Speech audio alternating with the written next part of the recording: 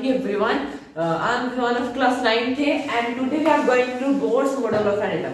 तो सिंपली जो रदरफोर्ड के ऊपर एलिगेशंस लगाए गए थे वो बोर ने एक्सप्लेन किए थे।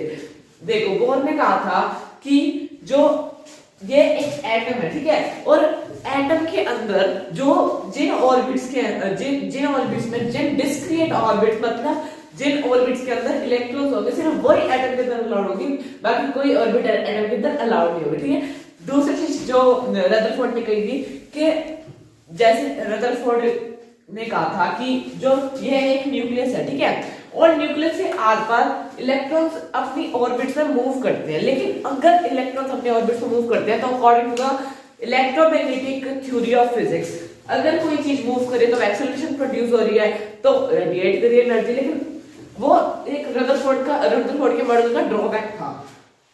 तो बोर ने उसी को एक्सप्लेन किया दैट जब तक इलेक्ट्रॉन्स अपनी डिस्क्रीट ऑर्बिट्स में मूव करेंगे तब तक वो अपनी एनर्जी को रेडिएट ही नहीं करेंगे, ठीक है, जो रदरफोर्ड ने एक्सप्लेन किया।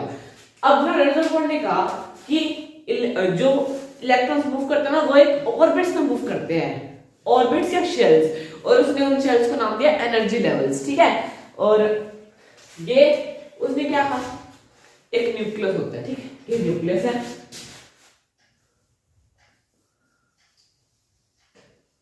ये न्यूक्लियस है, ठीक है।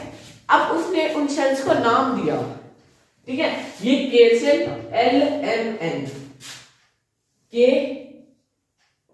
एल एम एन, उसने ऐसे इन ऑर्बिट्स को नाम दिया।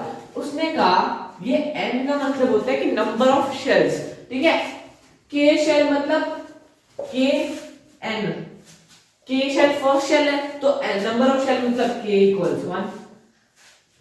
अब एल दूसरी शेल है तो नंबर ऑफ शेल्स मतलब एल इक्वल्स 2, ठीक है। एम तीसरी शेल है तो नंबर ऑफ शेल्स मतलब एम इक्वल्स 3, और एन चौथी शेल है तो नंबर ऑफ शेल्स इक्वल्स 4, ठीक है।